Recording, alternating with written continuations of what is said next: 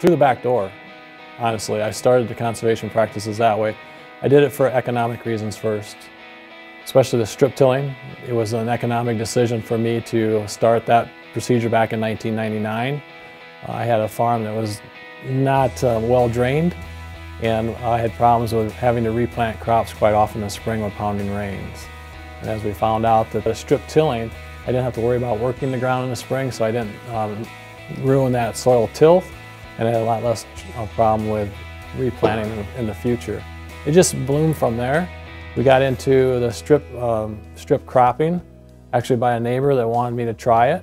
We found that the economic benefits from that were tremendous, and it's also a great conservation piece. It keeps the soil intact. It actually holds more snow in the wintertime, so we're retaining more of the moisture.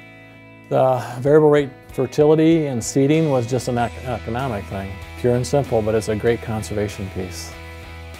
The overall probably goal of everything is water quality. I think that's what's driving most of it now. Prior to the last 5 years, it was probably more of an economic type thing, or maybe just keeping the soil on our farms instead of having it washed away. But there's so many other benefits besides the conservation part of it. It's soil health.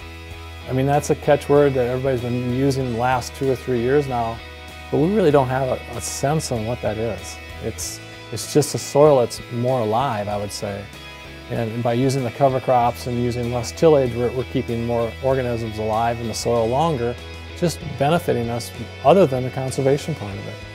It's one of those things that we can use on the production side as well, showing us maybe decrease our inputs because of what's going on in the soil, as well as protecting our groundwater and all those types of things.